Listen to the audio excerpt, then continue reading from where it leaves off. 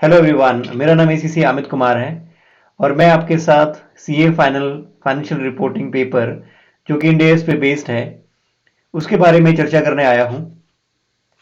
मैं ये पेपर आपके साथ पूरी डिटेल में डिस्कस करूंगा और इंडियस पे जो पेपर अभी आईसीएआई ने रिलीज किया है इसकी पढ़ाई मैं तकरीबन 12 साल से कर रहा हूं। मुझे आईएफआरएस पढ़ने का मौका एसीसी क्वालिफिकेशन के दौरान मिला। मैंने 2007 में एसीसी क्वालिफिकेशन में एडमिशन लिया था, तो मुझे पता चला कि जो अकाउंटिंग मैं पढ़ रहा हूँ वो आईएफआरएस बेस्ड है। और अगले साल हमारे प्रधानमंत्री मनमोहन सिंह जी ने G20 समिट में ऐलान किया कि भारत भी 1 अप्रैल 2011 से इंड एस लागू करेगा। ये ऐलान 2009 में मेरी नौकरी का कारण बना, क्योंकि मैं भारत में गिने चुने लोगों में से था जिन्हें आईएफआरएस का ज्ञान था और वो ये ज्ञान जो अकाउंटिंग एंड फाइनेंस प्रोफेशनल्स हैं या चार्टर्ड अकाउंटेंट्स भारत में नौकरी कर रहे हैं उनको हम शेयर कर सकते थे। तो एक क्वालिफिकेशन जिसके अंदर आईएफआरएस पढ़ाया जाता है, और 2009 से मैं क्या देख रहा हूं कि जो अकाउंटिंग मैंने 2007 में पढ़ी वो मेरी आंखों के सामने जैसे बदल गई। मुझे भारत में अकाउंटिंग मुझे पुराने गैप की अकाउंटिंग नहीं पढ़नी पड़ी, क्योंकि मैंने इसी क्वालिफिकेशन में आईएफआरएस पढ़ा था और 2009 से मैं आईएफआरएस में ही ट्रेनिंग देने लगा। तो जितने भी चार्टर्ड अकाउंटेंट्स या फाइनेंस एंड अकाउंटिंग प्रोफेशनल्स, आईसीडब्ल्यूएस या किसी भी लेवल के लोग, चाहे वो असिस्टेंट मैनेजर्स हैं, डायरेक्टर्स हैं, सीएफओज हैं, सभी मेरी सेशंस में ऑडियंस थे, क्योंकि उनको आईएफआरएस आता नहीं था और परमात्मा की कृपा से मुझे आईएफआरएस मेरी क्वालिफिकेशन के दौरान मुझे मिला। मेरे लिए एक बहुत बड़ा मौका था, क्योंकि जो अकाउंटिंग में 2007 में पढ़ रहा हूं मुझे नहीं मालूम था कि उसी अकाउंटिंग में मुझे ट्रेनिंग करने का मौका मिलेगा 2009 में, और भारत ये ऐलान करेगा कि हम 1 अप्रैल 2011 से इसको लागू करेंगे। तो एकदम से जो करियर बैकफुट पे था, आईएफआरएस की वजह से एकदम से फ्रंट फुट पे आ गया और मैं जितने भी फाइनेंस एंड अकाउंटिंग प्रोफेशनल्स हैं उनके सामने आके खड़ा हो गया उनको आईएफआरएस में ट्रेन करने के लिए। और जो मेरी पहली ट्रेनिंग थी वो बहुत सक्सेसफुल हुई और एक बहुत ही सीनियर चार्टर्ड अकाउंटेंट ने मुझे आके बोला कि आपने मुझे स्कूल के दिनों की याद दिला दी। तो मुझे लगा कि यही मेरा करियर है और मैं उसमें आगे बढ़ता चला गया। तो इस सफर के दौरान जो पहली कंपनी मैंने जिससे आईएफआरएस ट्रेनिंग शुरू किया था उसका नाम था पायरन कॉर्पोरेशन नोएडा। वो भारत की पहली कंपनी थी जिन्होंने आईएफआरएस ट्रेनिंग देना शुरू किया था। उसके बाद मैं एक्सिस कंसल्टिंग जेनपेक्ट का भी हिस्सा रहा और मैंने 2014 में केपीएमजी ज्वाइन किया और केपीएमजी का लीड ट्रेनर था आईएफआरएस पे, और 3 साल तक उनकी दिल्ली और मुंबई दोनों जगह की ट्रेनिंग्स में मैं आईएफआरएस इंपार्ट कर रहा था। केपीएमजी के बाद मैं TMF group knowledge management head के तौर पर चला गया और वहां पे मैंने यूरोपियन बिजनेस ग्रुप के लिए फाइनेंशियल सर्विसेज सेक्टर में पोजीशन पेपर लिखा। उसके बाद मुझे मौका मिला बीडीओ इंडिया में अकाउंटिंग एडवाइजरी सर्विसेज में डायरेक्टर के पद पर जाने का, और मैं pan India head learning solutions lead कर रहा था आईएफआरएस ट्रेनिंग्स और इंडियस ट्रेनिंग्स में। अभी फिलहाल मैं फाउंडर एंड सीईओ हूं परमीशा बिजनेस स्कूल देहरादून में, और मैं 10+2 और बीकॉम के बाद जो ग्लोबल चार्टर्ड अकाउंटेंसी एस्पिरेंट्स हैं और जो एसीसी यूके करना चाहते हैं उनको फिलहाल मैं देहरादून में यूके चार्टर्ड अकाउंटेंसी पढ़ा रहा हूं। आपके सामने आने का कारण यह है कि जो अकाउंटिंग मैंने 2007 में पढ़ी और जिसकी वजह से मुझे भारत में chartered accountants, ICWS, managers, senior managers, किसी भी लेवल के लोगों को आईएफआरएस में ट्रेन करने का मौका मिला, और जो चीज मैं 12 साल से पढ़ रहा हूं या पढ़ा रहा हूं वो भारत के सिलेबस में मई 2020 में पूर्ण रूप से लागू हो गई है। तो मेरे लिए तो जैसे दुनिया बदल गई है, जो चीज मैं कर रहा हूं वो मेरे सामने मेरे लिए जैसे बदल गया है।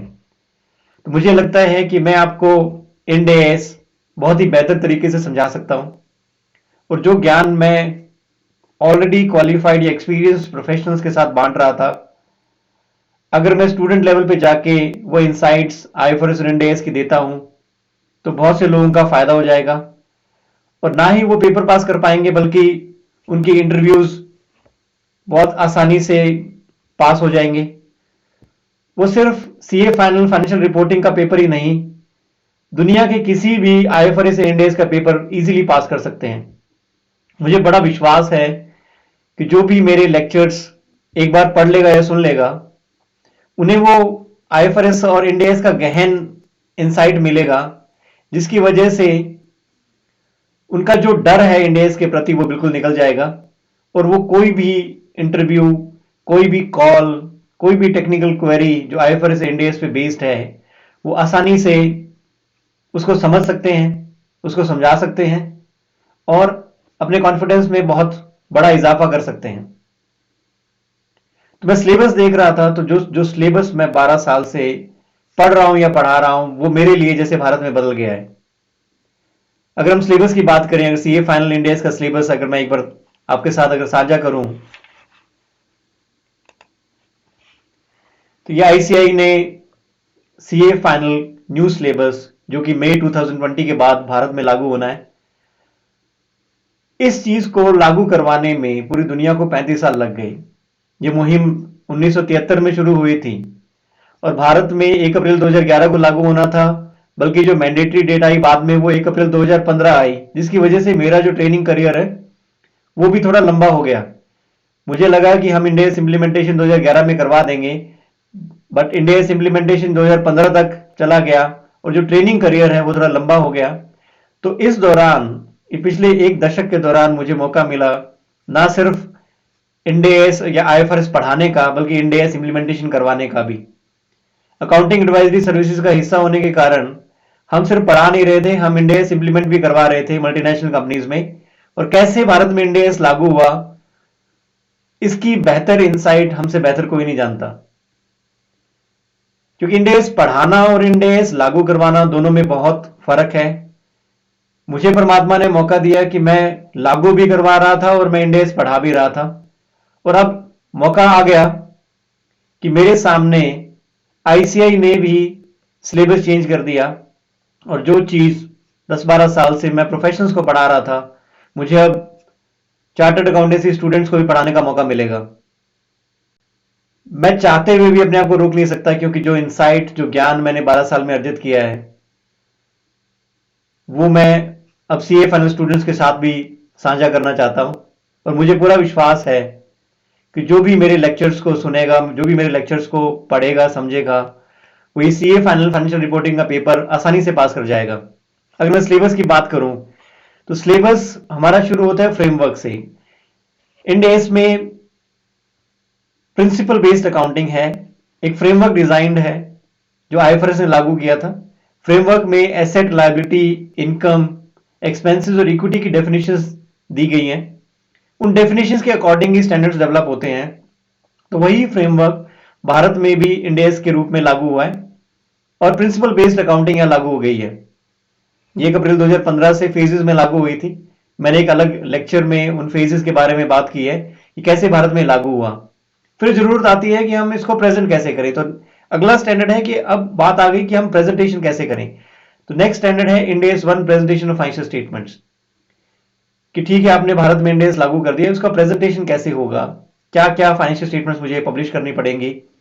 तो सबसे पहले आती है balance sheet, income statement. Income statement में भी एक नया स्टेटमेंट है अदर कॉम्प्रिहेंसिव इनकम का।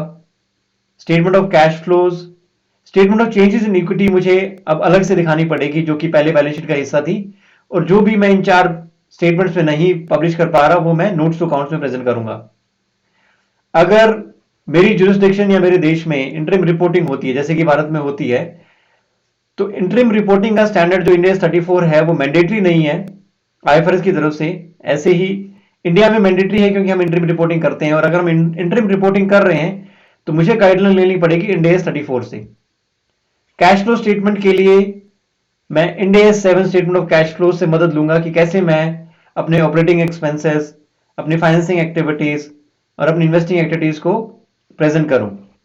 फिर बात आती है टॉप लाइन की। इनकम स्टेटमेंट की टॉप लाइन है रेवेन्यू। रेवेन्यू रिकॉग्निशन मैं कैसे करूं? रेवेन्यू रिकॉग्निशन क्या मैं एक पॉइंट पे कर सकता हूं? अगर मैं रेवेन्यू कुछ सालों में कमा रहा हूं, तो मैं उसका रिकॉग्निशन कैसे करूं? अगर ऐसी कोई परफॉर्मेंस ऑब्लिगेशन है जो कई सालों में मैं पूरी कर रहा हूं, उसका रेवेन्यू रिकॉग्निशन कैसे करूं? इंटरेस्ट, रॉयल्टीज और डिविडेंड्स की अकाउंटिंग कैसे करूं? कस्टमर लॉयल्टी प्रोग्राम्स कैसे डील किए जाते हैं? इन सब की अकाउंटिंग नया standard Ind AS 115 revenue from contracts with customers पूरी दुनिया में लागू हुआ था, भारत में भी ये लागू हुआ, और ये एक बहुत अहम स्टैंडर्ड है। इवन किसी भी कंपनी के लिए एक बहुत अहम टॉप लाइन होती है रेवेन्यू की, रेवेन्यू रिकॉग्निशन कैसे करें।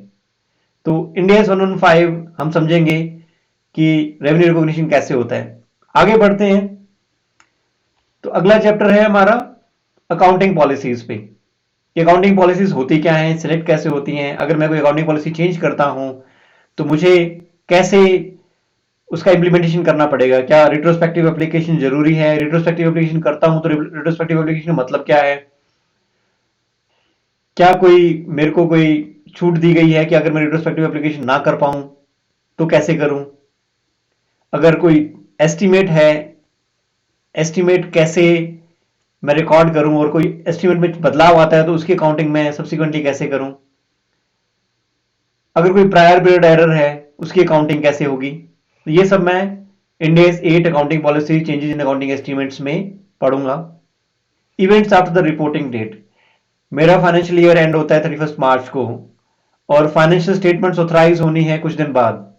अगर इस दौरान कोई चेंजेस आते हैं, उन चेंजेस को मैं 31 मार्च की बैलेंस शीट में दिखाऊंगा या नहीं दिखाऊंगा, एडजस्ट करूंगा या नहीं करूंगा, ये मुझे गाइडेंस मिलेगी Ind AS 10 events after the reporting date से।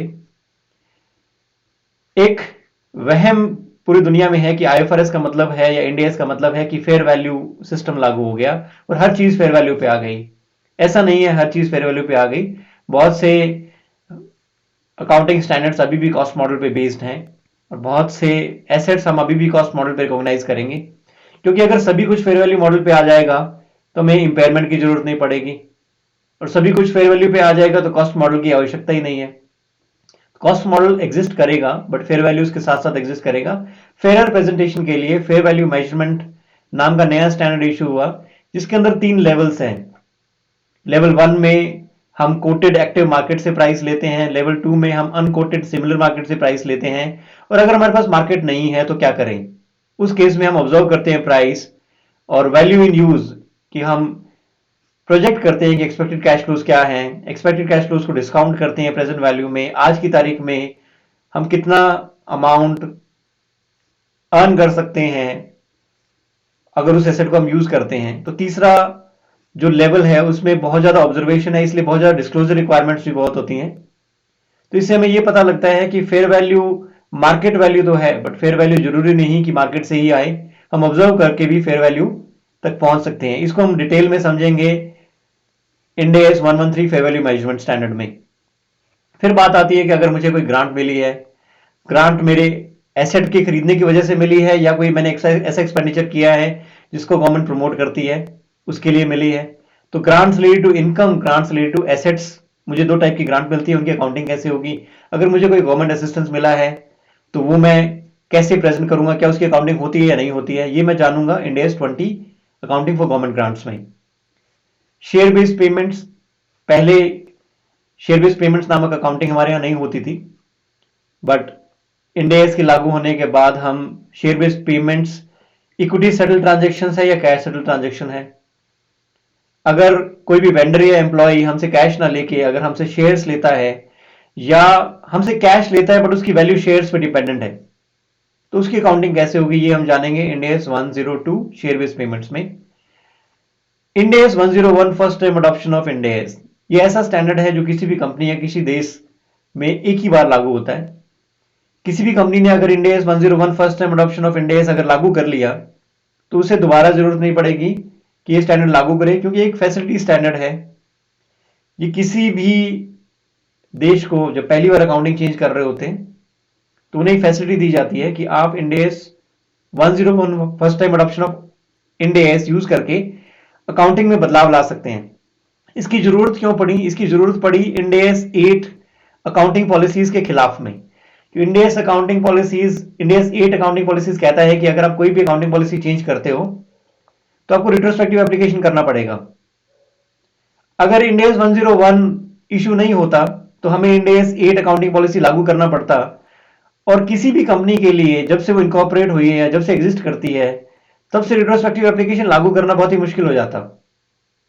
तो उस इंड एस इंप्लीमेंटेशन को आसान करने के लिए एक फैसिलिटी स्टैंडर्ड इशू किया गया, जिसमें हमें एग्जेम्पशंस दी गई कि आप इन एरियाज में, आपको मैंडेटरी एग्जेम्पशन है कि आपको रिट्रोस्पेक्टिव एप्लीकेशन नहीं करना है, और कुछ एरियाज में ऑप्शनल एग्जेम्पशन दी गई कि इन केसेस में आप चाहो तो रिट्रोस्पेक्टिव एप्लीकेशन लागू करो, नहीं चाहो तो आप डीम्ड कॉस्ट लेके आगे बढ़ सकते हो।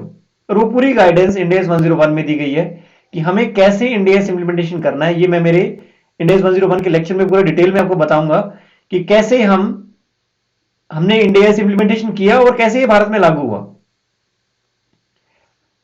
आईएफआरएस ऐसा कोई शेड्यूल नहीं देता है कि बैलेंस शीट में ये होना चाहिए, मिनिमम लाइन आइटम्स की जरूर गाइडलाइन होती है, बट एक परफेक्ट शेड्यूल नहीं होता। पर हम इंडिया में हैं तो हमें डिवीजन 2 ऑफ शेड्यूल 3 मिलता है कंपनीज एक्ट के थ्रू कि हमें भारत में बैलेंस शीट कैसे प्रेजेंट करनी है, इनकम स्टेटमेंट कैसे प्रेजेंट करनी है, चेंजेस इन इक्विटी कैसी दिखनी चाहिए, स्टेटमेंट ऑफ कैश फ्लोज कैसा दिखना चाहिए। हमारे लिए एक शेड्यूल है जिसको हम विस्तार से डिटेल में देखेंगे कि भारत में अकाउंटिंग कैसे प्रेजेंट होगी। अब आगे बढ़ता हूं तो सारे एसेट स्टैंडर्ड्स हैं कि एसेट्स कैसे लागू किए जाते हैं, एसेट्स की अकाउंटिंग कैसे होगी। अगर मैं एसेट्स की अकाउंटिंग की बात करूं तो इंड एस में या आईएफआरएस में इंटेंशन बेस्ड अकाउंटिंग होती है कि आपका इरादा क्या है, आपने ये एसेट क्यों खरीदा। अगर आपने ये एसेट बिजनेस में कंज्यूम करने के लिए खरीदा है तो end S 16 property plant and equipment लागू होगा। अगर आप ये एसेट मैन्युफैक्चर करते हैं बेचने के लिए या आप खरीदते हैं आगे बेचने के लिए, तो आपके ऊपर इंड एस 2 इन्वेंट्रीज लागू होगा। अगर आपने कोई लैंड एंड बिल्डिंग खरीदी है और आपका इरादा यही है कि आप उसको कैपिटल एप्रिसिएशन या रेंट के लिए ही आप खरीदना चाहते हैं, आप उसे नॉर्मल बिजनेस में नहीं यूज करेंगे, तो एक नया स्टैंडर्ड लागू हुआ जिसका नाम है इन्वेस्टमेंट प्रॉपर्टी। इन्वेस्टमेंट प्रॉपर्टी सिर्फ लैंड एंड बिल्डिंग्स के लिए है और ये बाइफर्केशन है कि ये लैंड एंड बिल्डिंग मैं बिजनेस में यूज नहीं करूंगा और ये लैंड एंड बिल्डिंग मैंने कैपिटल एप्रिसिएशन कि इसकी कीमत में इजाफा हो और जब तक ये खाली है तब तक मैं इसको किराए पे दे सकता हूं, पर मैं बिजनेस में इस्तेमाल नहीं करूंगा। तो एक अलग कैटेगरी का नाम दिया गया investment property.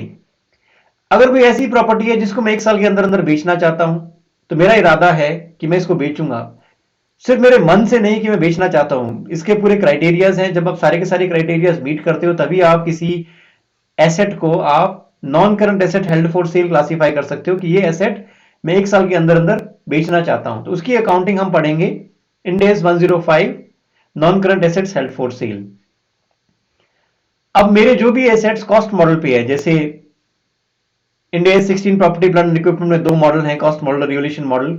End S 38 intangible assets, अगर टेंजिबल एसेट्स है तो उसके लिए प्रॉपर्टी प्लांट एंड इक्विपमेंट का स्टैंडर्ड है, अगर इंटेंजिबल एसेट्स है उनके लिए इंड एस 38 इंटेंजिबल एसेट्स की डीलिंग के लिए है, जिसमें हम research and development expenditure, finite life या इनडेफिनेट लाइफ है किसी इंटेंजिबल एसेट की कैसे डील करेंगे, रिवोल्यूशन मॉडल कैसे एप्लीकेबल होगा, तो वो डील करने के लिए हमारे पास स्पेशली इंटेंजिबल एसेट्स के लिए इंड एस 38 है। अब इन स्टैंडर्ड्स पे कॉस्ट मॉडल भी लगता है, रिवोल्यूशन मॉडल भी लगता है। इन्वेंट्रीज मेरी कॉस्ट पे भी रिकॉग्नाइज होती है, लोअर ऑफ कॉस्ट और एनआरवी, जो गोल्डन प्रिंसिपल हम पहले से इस्तेमाल करते आ रहे हैं वही अब भी है। इन्वेस्टमेंट प्रॉपर्टीज में मेरे पास चॉइसेस है, आईएफआरएस में चॉइस थी बट इंड एस 40 में चॉइस नहीं है कि हमारे पास एक ही मॉडल है cost model. Ind AS 105 fair value less cost to sell पे आता है। तो जो भी कॉस्ट मॉडल पे जो अकाउंटिंग स्टैंडर्ड्स हैं उनके लिए हमारे पास इंपेयरमेंट का स्टैंडर्ड भी है, end S 36 impairment of assets. अगर कोई इंडिकेशन है इंपेयरमेंट का तो हम इंपेयरमेंट टेस्टिंग भी करेंगे। और goodwill, intangible assets not yet available for use, या intangible assets with indefinite life है, ऐसे 2-3 केसेस है जिनकी केस में हमें इंपेयरमेंट टेस्टिंग हर साल भी करनी पड़ेगी। एक स्पेशल स्टैंडर्ड आ गया एग्रीकल्चर पे। अगर मैं बायोलॉजिकल एसेट्स में डील करता हूं, अगर मेरे पास लिविंग एनिमल्स और प्लांट्स है जिनका मैं कमर्शियल प्रोडक्शन करता हूं, उनकी देखरेख इस तरीके से करता हूं कि मुझे कमर्शियली फायदा होगा, तो उसके लिए स्पेशल स्टैंडर्ड है एग्रीकल्चर। तो मॉड्यूल 2 पूरा कवर करता है एसेट स्टैंडर्ड्स, इसको हम डिटेल में जानेंगे, इनका आपस में संबंध क्या है और कैसे हम अकाउंटिंग करेंगे। मॉड्यूल 3 में लायबिलिटीज के स्टैंडर्ड्स हैं कि मैं एम्प्लॉय बेनिफिट्स को कैसे डील करूंगा। एम्प्लॉय बेनिफिट्स में मेनली होते हैं short term benefits, long term benefits, post employment benefits. इसमें जो जो कॉम्प्लिकेशन आती है मेनली पोस्ट एम्प्लॉयमेंट बेनिफिट्स में आती है, जिसके 2 पार्ट्स हैं, डिफाइंड कंट्रीब्यूशन प्लान्स और defined benefit plans. Defined benefit plans में जो unrecognised actual gains and losses है वो ओसीआई का हिस्सा होता है। यही एरिया ऐसा है जो एक मुश्किल पैदा करता है स्टूडेंट्स के लिए। तो ये हम डिटेल में मैं एक बहुत ही आसान से चार्ट के थ्रू ये आपको आधे घंटे के अंदर ये स्टैंडर्ड हम कर सकते हैं, जिसको जो बहुत ही पेचीदा माना जाता है। फिर स्टैंडर्ड आता है provisions, contingent liabilities and contingent assets. Provision का मतलब होता है कि अगर मुझे पता है कि मुझे कुछ अमाउंट देना है बट ये नहीं पता कब देना है, मुझे पता है कि समय का पता है कि इस दिन मुझे ये अमाउंट देना है बट मुझे नहीं पता कितना अमाउंट देना है, तो मैं एस्टिमेट करता हूं। अब प्रोविजन की जरूरत पड़ती है ना, से बेहतर है कि अगर मैं कुछ नहीं रिकॉग्नाइज करता हूं और एकदम से कोई लायबिलिटी खड़ी हो जाती है तो मैं बड़ी मुश्किल में पड़ जाऊंगा। उसके लिए मैं एस्टिमेट करके एक ऐसा अमाउंट जो कि एक्चुअल अमाउंट के बहुत ही करीब होगा वो मैं रिकॉग्नाइज करता हूं, ताकि मेरी financial statements true and fair दिखें। अगर कोई कंटिंजेंट लायबिलिटी है उसको मैं डिस्क्लोज करता हूं। कंटिंजेंट एसेट है, अगर वो वर्चुअली सर्टेन हो जाता है तो उसको मैं रिकॉर्ड करूंगा एसेट में, वरना मैं सिर्फ डिस्क्लोजर में दिखाऊंगा। कब रिकॉग्नाइज करना है प्रोविजन, क्योंकि ये एक ऐसा स्टैंडर्ड था जिसका बहुत क्रिएटिव अकाउंटिंग में इस्तेमाल होता था। कंपनीज प्रोविजन तब रिकॉर्ड कर देती थी जब जरूरत नहीं होती थी और नहीं करती थी जब जरूरत होती थी। इसको हम डिटेल में समझेंगे Ind AS 37 provisions, contingent liabilities and contingent asset से। अगला स्टैंडर्ड है इनकम टैक्सेस का। इनकम टैक्सेस को बड़ी आसानी से हम समझ सकते हैं सिर्फ एक लाइन में डिफरेंशिएट करके कि मैंने अकाउंटिंग फॉर इनकम टैक्सेस करना है, मैंने इनकम टैक्सेस कंप्यूट नहीं करने। बहुत से स्टूडेंट्स जब इसको समझने की कोशिश करते हैं तो वो ये इस कंफ्यूजन में रहते हैं कि उन्होंने कंप्यूटेशन करना है।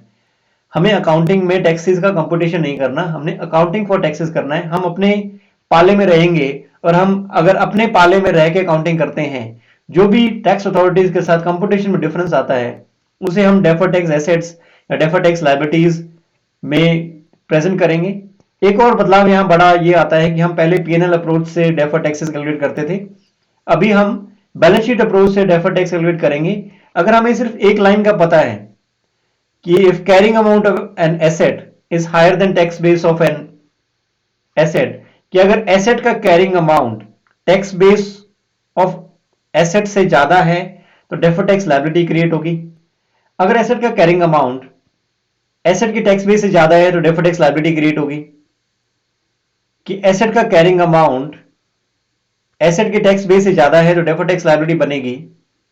तो मैं बाकी के 3 डीटीए और डीटीएल भी निकाल सकता हूं। अगर एसेट का कैरिंग अमाउंट लोअर है टैक्स बेस से तो डीटीए बनेगा, और लायबिलिटी में अपोजिट होगा एसेट से। अगर लायबिलिटी का कैरिंग अमाउंट हायर है टैक्स बेस से तो डेफर टैक्स एसेट बनेगा, और लायबिलिटी का कैरिंग अमाउंट लोअर है टैक्स बेस से तो डेफर टैक्स लायबिलिटी बनेगी।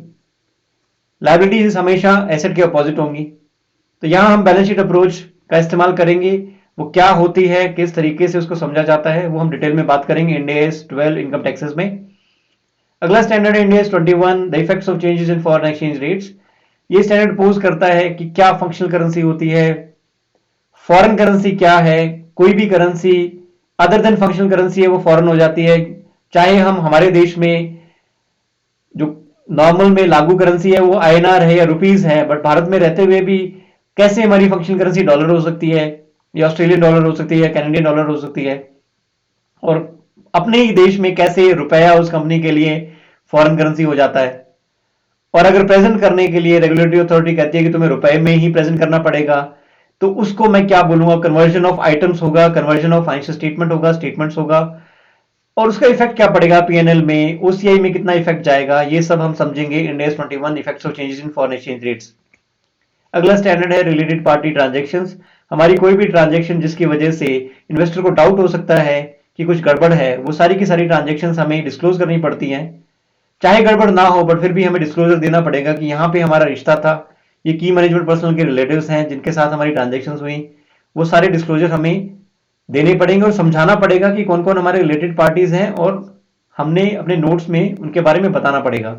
वो हम बता पाएंगे जब हमें Ind AS 24 related parties disclosures का ज्ञान होगा। अगला स्टैंडर्ड है अर्निंग्स पर शेयर। ईपीएस हम बेसिक ईपीएस भी कैलकुलेट करेंगे और डायल्यूटेड ईपीएस भी कैलकुलेट करेंगे। डायल्यूटेड ईपीएस में हम डायल्यूटिव सर्कमस्टेंसेस को प्रेजेंट करेंगे, एंटी डायल्यूटिव सर्कमस्टेंस है तो उसको नहीं प्रेजेंट करेंगे कि उसकी वजह से हमारा नुकसान नहीं होता है। डायल्यूटिव सर्कमस्टेंसेस की वजह से हमारा नुकसान होता है। और पोटेंशियल ऑर्डिनरी शेयर्स, पोटेंशियल मतलब जिनमें क्षमता है कि कल को वो ऑर्डिनरी शेयर्स में कन्वर्ट हो सकते हैं, ऐसा कोई थ्रेट है अर्निंग्स पे, वो हम डायल्यूटेड ईपीएस के रूप में प्रेजेंट करते हैं और इक्वल प्रोमिनेंस के साथ प्रेजेंट करते हैं बेसिक ईपीएस और डायल्यूटेड ईपीएस। कैसे बोनस इशू के टाइम पे हमने एवरेज नंबर ऑफ शेयर्स लेने हैं, राइट्स इशू के टाइम पे कैसे कैलकुलेशन होगा, ये सब हम समझेंगे Ind AS 33 earnings per share में। अगला स्टैंडर्ड है ऑपरेटिंग सेगमेंट्स। ये पहले एक आईएफआरएस में स्टैंडर्ड होता था IAS 14 ऑपरेटिंग सेगमेंट, जो बदल गया। हमारी जो पहली की अकाउंटिंग थी उससे मेल खाती थी और बाद में क्या हुआ कि आईएफआरएस ने यूएस कैप से इसकी गाइडलाइंस ले ली और नया स्टैंडर्ड इशू कर दिया IFRS 8 ऑपरेटिंग सेगमेंट्स। तो जब भारत में इंड AS लागू हुआ तो इंड AS 108 अब IFRS 8 ऑपरेटिंग सेगमेंट से बिल्कुल मेल खाता है, जिसमें इन्होंने मैनेजमेंट अप्रोच लागू कर दी। पहले प्राइमरी फैक्टर्स या सेकेंडरी फैक्टर्स देखे जाते थे, अब मैनेजमेंट अप्रोच लागू हो गई है। एग्रीगेशन क्राइटेरिया है, क्वांटिटेटिव थ्रेशोल्ड्स है, जिसकी वजह से हम डिसाइड करते हैं कौन से हमारे रिपोर्टेबल सेगमेंट है और कौन से हमारे रिपोर्टेबल सेगमेंट नहीं है। तो ये ज्ञान हम अर्जित करेंगे इंड AS 108 ऑपरेटिंग सेगमेंट्स में। अगला स्टैंडर्ड है फाइनेंशियल इंस्ट्रूमेंट्स। ये कहने को बहुत ही पेचीदा स्टैंडर्ड माना जाता है, बट हम इसको भी बहुत आसानी से समझ सकते हैं अगर हमें डिफरेंस पता है अमोर्टाइज कॉस्ट और फेयर वैल्यू में। फेयर वैल्यू भी दो टाइप की, fair value through PNL, fair value through OCI। अगर हमारा डेट इंस्ट्रूमेंट है वो कहां रिकॉग्नाइज होगा, कैसे रिकॉग्नाइज होगा। डेट इंस्ट्रूमेंट्स तीन टाइप में रिकॉग्नाइज हो सकता है, अमोर्टाइज कॉस्ट पे भी, फेयर वैल्यू थ्रू पीएनएल भी। और अगर ऐसा कोई डेट इंस्ट्रूमेंट है, मेरा इरादा है उसको बेचने का, तो मैं उसको mandatorily fair value through OCI में रिकॉग्नाइज करूंगा। इक्विटी इंस्ट्रूमेंट्स हैं जो कभी अमोर्टाइज कॉस्ट रिकॉग्नाइज नहीं होते, एक ही तरीका है कि फेयर वैल्यू पे। बट ऐसे इक्विटी इंस्ट्रूमेंट है जिनको मैं लॉन्ग टर्म पे उनको रखना चाहता हूं, उनको बेचने का इरादा नहीं है, तो मेरे पास एक ऑप्शन है, डेजिग्नेट कर सकता हूं उनको भी मैं फेयर वैल्यू थ्रू OCI में। फिर उसके बाद हम हेज अकाउंटिंग समझेंगे। एम्बेडेड डेरिवेटिव्स हैं, होस्ट कॉन्ट्रैक्ट है, क्या होस्ट कॉन्ट्रैक्ट से एम्बेडेड डेरिवेटिव जो है अलग हो सकता है। अगर अलग नहीं हो सकता तो डेरिवेटिव को हम एक ही मानेंगे और फेयर वैल्यू पे प्रेजेंट करेंगे। हेज अकाउंटिंग है तो क्या मैं फेयर वैल्यू हेज अकाउंटिंग कैसे करूंगा, कैश फ्लो हेज अकाउंटिंग कैसे होगी, ये सब हम डिटेल में समझेंगे फाइनेंशियल इंस्ट्रूमेंट स्टैंडर्ड में। और मैं आपको बता दूं ये बिल्कुल भी कॉम्प्लेक्स स्टैंडर्ड नहीं है, और किसी भी स्टैंडर्ड से पहले ये लिखा हो या किसी भी मटेरियल से पहले लिखा हो कि one of the complex standard है, उस बात को आप इग्नोर कर देना और मेरी बात का विश्वास करना कि हम इसको बड़ी आसानी से समझ सकते हैं। अगला स्टैंडर्ड है बिजनेस कॉम्बिनेशंस। ये मेरा यूएसपी माना जाता है। आज भी लोग मुझे इस कंसोलिडेशन पैकेज के लिए याद करते हैं कि कितनी आसानी से हम कंसोलिडेशन को समझ सकते हैं। कंसोलिडेशन अपने आप में पेचीदा माना जाता है, बट हम कुछ 5 वर्किंग्स के अंदर इसको बड़ी आसानी से पेश कर सकते हैं अगर हमें पता हो कि वर्किंग स्ट्रक्चर क्या है, ग्रुप स्ट्रक्चर क्या है, क्या ये हमारी एसोसिएट है, सब्सिडरी है, किस दिन हमने एक्वायर किया था, क्या डेट ऑफ बैलेंस शीट है, कितना परसेंटेज हमारा इसके अंदर है, कोई कॉम्प्लेक्स ग्रुप स्ट्रक्चर्स है, पीसमील एक्विजिशंस हैं, स्टेप एक्विजिशंस हैं, रिवर्स एक्विजिशंस हैं, कैसे हम कंट्रोल हासिल कर गए, पहले हमारा कंट्रोल नहीं था, बाद में हमारा कंट्रोल हो गया, कंट्रोल होने पे क्या हो जाता है अगर last day of reporting period अगर हम किसी सब्सिडरी को कंट्रोल कर रहे हैं तो हमें कंसोलिडेटेड फाइनेंशियल स्टेटमेंट्स बनाने पड़ते हैं। सो कंसोलिडेटेड बैलेंस शीट बनाने में अगर हम 5 वर्किंग्स का भी ध्यान रख लें, ग्रुप स्ट्रक्चर का, दूसरा net assets of subsidiary, date of acquisition, date of balance sheet, जिससे हमें पता चलेगा कि एक्विजिशन के बाद में जो नेट एसेट्स में इजाफा हुआ उसमें हमारा कितना शेयर है। गुडविल की कैलकुलेशन डिपेंड करती है कि एनसीआई की वैल्यूएशन कैसे की, क्या हमने फेयर वैल्यू बेसिस पे एनसीआई की वैल्यूएशन की है या प्रोपोर्शनल बेसिस पे एनसीआई की वैल्यूएशन की है, क्या गुडविल सिर्फ पेरेंट की है या गुडविल एनसीआई और पेरेंट दोनों की है। एनसीआई शब्द यहां इस्तेमाल होता है माइनॉरिटी इंटरेस्ट के लिए। और ये सारे के सारे स्टैंडर्ड्स एक पैकेज में एक साथ डिस्कस होते हैं। यूनिट्स कहने को अलग हैं, बट ये कंसोलिडेशन स्टैंडर्ड्स एक साथ डिस्कस हो जाते हैं, क्योंकि एसोसिएट्स की अकाउंटिंग, सब्सिडीज की अकाउंटिंग एक साथ हम प्रेजेंट कर सकते हैं। एसोसिएट्स और जॉइंट वेंचर्स की अकाउंटिंग एक जैसी हो गई है। पहले कोई जमाना था जब एसोसिएट्स की अकाउंटिंग इक्विटी अकाउंटिंग में होती थी और जॉइंट वेंचर्स की अकाउंटिंग प्रोपोर्शनल कंसोलिडेशन में होती थी, बट इंड AS 28 लागू होने से अब अकाउंटिंग ऑफ एसोसिएट्स और जॉइंट वेंचर्स एक जैसी हो गई है। इक्विटी अकाउंटिंग मतलब कि मैंने कितना पैसा इन्वेस्ट किया, कितना मेरा इजाफा हुआ उस कंपनी में, प्रॉफिट ऑफ दैट कंपनी के इजाफे में, और अगर कोई इंपेयरमेंट है तो कितनी इंपेयरमेंट लागू हुई। अगर मैं इस तरीके से काउंटिंग करता हूं तो इक्विटी काउंटिंग हो जाती है। ये मैं समझूंगा standards on associates and joint ventures. एक और स्टैंडर्ड है IFRS 11 जॉइंट अरेंजमेंट्स। ये बड़ी दुविधा पैदा करता था कि मेरा जो अकाउंटिंग है वो जॉइंट ऑपरेशन के रूप में होगा या जॉइंट वेंचर के रूप में होगा। तो आईएफआरएस 11 स्पेशल स्टैंडर्ड है सिर्फ ये जानने के लिए कि हम किस में डील कर रहे हैं। क्या पहले तो कोई कॉन्ट्रेक्चुअल एग्रीमेंट है, क्या कॉन्ट्रेक्चुअल अरेंजमेंट्स हैं, अगर कॉन्ट्रेक्चुअल अरेंजमेंट्स है तो क्या कोई जॉइंट अरेंजमेंट है, क्या कोई कॉन्ट्रेक्चुअली अग्रीड अरेंजमेंट है बिटवीन पार्टीज। अगर कोई कॉन्ट्रेक्चुअली अग्रीड अरेंजमेंट है तो उससे क्या निकलता है, क्या ये मेरा जॉइंट वेंचर है, क्या ऑपरेशन है। जॉइंट ऑपरेशन है तो Ind AS 1110 consolidated financial statements लागू हो जाएंगे। अगर ये मेरा जॉइंट वेंचर है तो Ind AS 28 investment in associates and joint ventures लागू होगा। आईएफआरएस 11 या इंड AS 111 सिर्फ ये जानने के लिए है कि जॉइंट अरेंजमेंट है या नहीं, और है तो क्या है। इसको हम डिटेल में समझेंगे जब हम ये स्टैंडर्ड डिस्कस करेंगे। और यूनिट 8 है इससे रिलेटेड डिस्क्लोजर्स, जिसको हम आईएफआरएस में इंड AS में इंड AS 112 कंसोलिडेटेड डिस्क्लोजर्स हैं, और आईएफआरएस में आईएफआरएस 12 कंसोलिडेटेड फाइनेंशियल स्टेटमेंट से रिलेटेड डिस्क्लोजर्स प्रेजेंट होते हैं।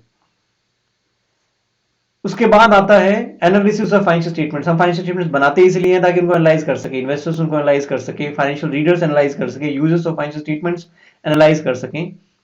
क्या रेशियोज हैं, कितना इजाफा हुआ है, क्या इंटरेस्ट कवर है, क्या डिविडेंड यील्ड है, अर्निंग यील्ड है, ये सब हम समझेंगे एनालिसिस ऑफ फाइनेंशियल स्टेटमेंट्स में। वर्किंग कैपिटल रेशियोज क्या है, प्रॉफिटेबिलिटी रेशियोज क्या है, लिक्विडिटी रेशियोज क्या है, ये सारे हम फाइनेंशियल स्टेटमेंट्स के एनालिसिस में समझेंगे।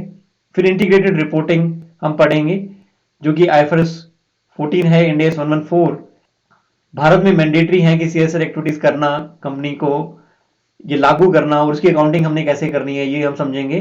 कॉर्पोरेट सोशल रिस्पॉन्सिबिलिटी है। ये तीनों जो चैप्टर्स हैं ये बहुत आसान से चैप्टर्स हैं, इनमें ज्यादा समय नहीं लगेगा समझने में। अब मैं आपको ये कह सकता हूं कि ये सारा का सारा जो मैं ओवरव्यू दे रहा हूं ये मैं इसीलिए दे पा रहा हूं क्योंकि मैं ये सारा ओवरव्यू मैं इसलिए दे पा रहा हूं क्योंकि मुझे इसका गहन अध्ययन है, और इतने सालों से आईएफआरएस पढ़ने और पढ़ाने के चक्कर में मुझे ऐसा लगता है कि जैसे मैं आईएफआरएस का सिनोनिमस हूं। और इसी ज्ञान की बदौलत मुझे 2017 में लगा कि भारत में इतना डर है इंड AS को लेके, तो क्यों ना मैं जो चार्टर्ड अकाउंटेंसी स्टूडेंट्स हैं या प्रोफेशनल्स हैं जिनको इंड AS को लेके बहुत ज्यादा डर है, क्यों ना उनकी मदद करूं। मेरा ये तजुर्बा जो 12 साल का तजुर्बा है आईएफआरएस पढ़ने का, इसकी वजह से मुझे 2017 में ये लगा कि क्यों ना मैं जो भारत में आईएफआरएस या इंड AS पढ़ रहे हैं, या जो इंड AS का इतना डर पैदा हो गया है CA फाइनल स्टूडेंट्स में या प्रोफेशनल्स में, क्यों ना मैं उस डर को खत्म करूं। तो मैंने उन स्टूडेंट्स और प्रोफेशनल्स का फायदा करने के लिए 2017 में एक बुक रिलीज की, इंड AS कंसेप्ट्स इन 1 डे। तो मैं इंड AS कंसेप्ट्स इन 1 डे का ऑथर हूं, और वो एक क्रिस्प एंड कंसाइज बुक है डर निकालने के लिए। अगर कोई लास्ट मोमेंट पे भी वो बुक पढ़ता है, वो कोई भी इंटरव्यू क्रैक कर सकता है, और दुनिया का कोई भी एग्जाम, और दुनिया के किसी भी एग्जाम की रिवीजन कर सकता है लास्ट मोमेंट पे। तो इसी के साथ मैं आपके सामने सारे इंड AS के लेक्चर्स धीरे धीरे पेश करूंगा, और उम्मीद करता हूं कि जो भी मेरे इंड AS लेक्चर्स को सुनेगा और समझेगा वो भारत ही क्या दुनिया के किसी भी आईएफआरएस इंड AS एग्जाम को पास कर सकता है। ये मेरा अपने आप पे विश्वास है, और उसी विश्वास के साथ मुझे पूरा विश्वास है कि जो भी मेरी इनसाइट्स हैं आईएफआरएस इंड AS पे, और जो भी मेरे लेक्चर्स को सुनेगा, वो भारत का इंड AS का पेपर तो क्या दुनिया का कोई भी आईएफआरएस या इंड AS से संबंधित पेपर है, और या कोई भी इंटरव्यू है, वो इजीली पास कर सकता है, और बहुत कम समय में आईएफआरएस का ज्ञान अर्जित कर सकता है। मैं आशा करता हूं कि जो भी स्टूडेंट्स विश्वास करेंगे कि मेरे लेक्चर से उन्हें फायदा हो सकता है, मैं उनकी उम्मीदों पर खरा उतरूंगा। धन्यवाद। Thanks for watching.